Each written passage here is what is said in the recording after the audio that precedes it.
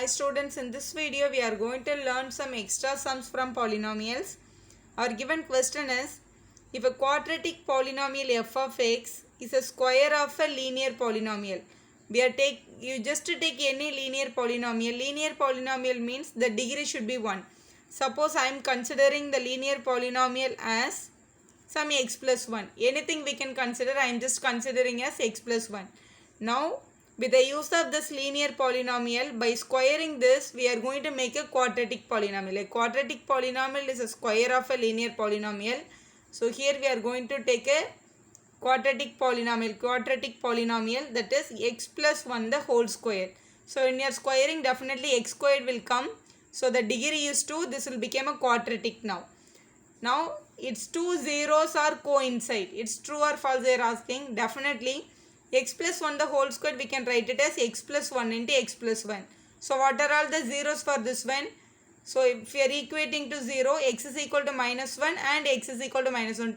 These two zeros are coincide. For this linear equation, if they are asked you to compare also, definitely linear equation solution and the quadratic polynomial solution both will coincide. So, anyway, our answer is true only. So, both the solutions are coincide. We are getting the same answer again. We will move on to one more problem now.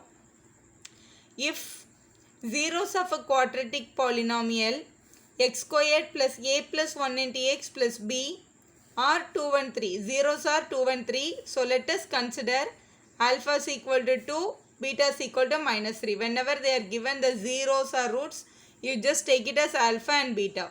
Now, from this equation is given to you. So, normally quadratic polynomial, the general form is ax squared plus bx plus c. This is a general form of a quadratic polynomial. A is nothing but coefficient of x squared. Here the coefficient of x squared is 1. So, a is equal to 1 we can write. B is a coefficient of x. So, for the x we are having a plus 1. So, b is equal to a plus 1 we have to take. Now, c is equal to small b is given. So, c is equal to b. In the place of c we are getting the b. So, this is what given in the question. Zeros also given to us. So, we all know the formula. What is the sum of zeros and the product of zeros? Sum and product we are going to apply. Sum means alpha plus beta. Your formula is minus b by a. Product means alpha into beta. Your formula is c by a. So, let's substitute now.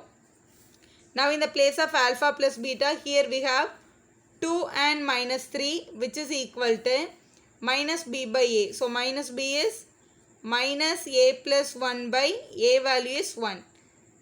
This one, second equation, alpha beta, that is 2 into minus 3 equal to c by a. C value is given as b here. B by a value is 1. Here 2 3s are 6, that is minus 6, which is equal to b. Denominator 1, no need to do anything, we can leave that. So, b is equal to minus 6 we are getting. From this equation we get the a value. So, one more step here. 2 minus 3 will give you minus 1, which is equal to, here we are getting the minus. So, minus a, minus is going inside, so minus 1. So, the minus 1, if you take it to this side, that will become a plus 1. So, minus 1 plus 1 is equal to minus a we are getting. 0 is equal to minus a, so plus a also will be 0 only. So, 0 doesn't have any sign. So, a is equal to 0, b is equal to minus 6 is your correct answer. Like our video, subscribe our channel for more videos.